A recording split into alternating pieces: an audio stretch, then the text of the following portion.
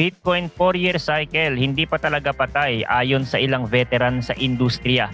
At kahit na ang daming analyst na nagsasabing iba na ang market ngayon dahil may ETF na, may mga government at corporation na bumibili at mas malaki na ang capital sa crypto. Sinasabi ni Vineet Budki ng Sigma Capital na uulit at uulit pa rin ang dating pattern ng Bitcoin. Aangat ng matindi, magkakaroon ng euphoria tapos babagsak ng matindi. Posibleng umabot sa 65% hanggang 70% na retracement sa susunod na malaking downturn. Ang punto niya ay simple lang, hindi naman dahil mahina si Bitcoin kaya ganon, kundi dahil karamihan sa bumibili ng Bitcoin hindi pa rin talaga naiintindihan kung ano ang hawak nila. Kapag ang market puro nakasakay lang sa hype, sa FOMO, sa Bitcoin to $1 million na narrative pero hindi naiintindihan kung bakit may value si Bitcoin. Yung mga ganitong buyer ang unang magbebenta sa unang sign ng problema.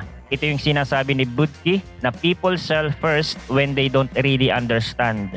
Kapag ganito ang behavior ng market, natural na may malalaking babagsak. At sa crypto, ang drop ay madalas hindi lang 10% o 15%, minsan one day wipe out. Pero malinaw din sa kanya na kahit ganyan kalaki ang pwedeng retracement, bullish pa din siya sa long term. Sabi niya, realistic pa rin na umabot si Bitcoin sa $1 million sa loob ng next 10 years. Dahil habang tumatagal, dumadami naman talaga ang gumagamit, dumarami ang country na nag-experiment, dumarami ang korporasyon na naglalagay ng maliit na porsyento ng treasury nila kay Bitcoin. At dumarami rin ang tao na gusto ng asset na hindi kayang i-freeze o i-print ng gobyerno. So short term, pwedeng masakit, long term, buhay pa rin ang thesis. Pero may ibang side ng usapan. May camp na tulad ni Arthur Hayes na sinasabi na wala na yung dating 4-year cycle dahil hindi na having ang totoong nagdadala ng price cycle ngayon. Para sa kanya, mas malakas pa rin ang epekto ng pera ng Amerika at pera ng China. Meaning, kung kailan maluwag ang monetary policy, kung kailan mura ang pera, at kung kailan nagpupush ang gobyerno ng stimulus, doon lumalakas si Bitcoin. Kapag kabaliktaran, kapag nagta-tighten,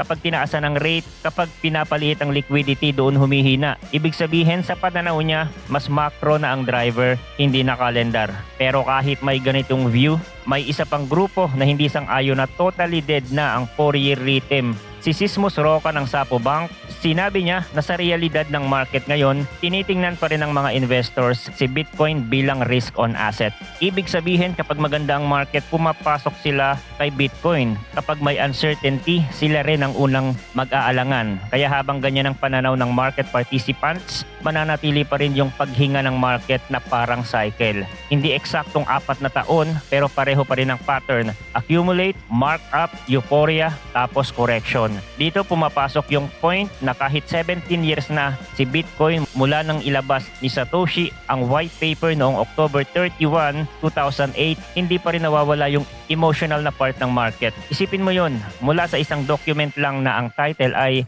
Bitcoin, a peer-to-peer electronic cash system, na ang goal lang naman ay gumawa ng paraan para makapagbayad sa internet ng walang bangko. Umabot na siya ngayon sa value na nasa $2 trillion na asset class at pang-8 na sa pinakamalalaking asset sa mundo katabi ng silver at Amazon. Ibig sabihin may tunay na adoption, may tunay na gamit, may tunay na demand. Nandiyan ang mga government na may hawak ng Bitcoin, nandiyan ang mga kumpanya na naglalagay sa balance sheet, nandiyan ang mga ETF na araw-araw may inflows. Pero kahit ganon, nitong October, mukhang unang beses sa 7 taon na naging pula si Bitcoin para sa buwan ng October. Sinasabi sa CoinGlass, lagpas 3.5% na ang ibinaba noong buwan ng October, kaya nabasag yung sunod-sunod na October na sanay nating makita. Since 2013, second best month ng Bitcoin ang October. Average return nasa almost 20%, pero ngayon ito ay nabigo dahil dun sa record na $19 billion na liquidation noong October 10. Ibig sabihin kahit matured na ang market, kapag may sabay-sabay na leverage na na-flash out, pare-pareho pa rin ang tinatamaan. Yung crash na yon ang nagdala kay Bitcoin down to around $104,000 noong October 17. Lowest in 4 months. Tinawag ito ng maraming analyst na controlled deleveraging. Ang ibig sabihin lang nito, hindi ito crash na dahil wala nang gustong bumili o dahil sira na ang Bitcoin, kundi crash na dahil masyado nang marami ang naka-leverage at kailangang linisin ng market. Kapag nangyari yon, kahit sino pa, long man yan o short, pwedeng tamaan. Kaya may mga araw na parehong side direct. Ito rin yung dahilan kung bakit may mga analyst na tulad ni Vinet Budki na komportableng masabi na posible pa rin ang 65 to 70% na retracement sa susunod na downturn. Hindi dahil mahina na nga si Bitcoin, kundi dahil paulit-ulit lang naman ang human behavior. Pagkaakyat mula 100,000 pataas, papasok ang mga hindi sanay sa volatility at pag biglang may geopolitical shock o may bagong tariff o may biglang hawkish na Fed, sila yung mauunang mag-cut. May isa pang argumento kung bakit hindi pa talaga patay ang cycle. Kulang pa ang tunay na everyday use. Oo, may real world use case na, may on-chain settlement, may lightning, may mga bansa na nag-e-experiment, pero karamihan pa rin ng pumapasok ngayon ay nasa speculation mode. At sabi mismo ni Budki, kapag ang bumibili hindi alam ang utility, sila ang unang magbebenta. Kaya nagiging built-in si Bitcoin sa malalaking down move. Ang good news, sabi niya, hindi mawawala ang utility kahit bumaba pa sa $70,000.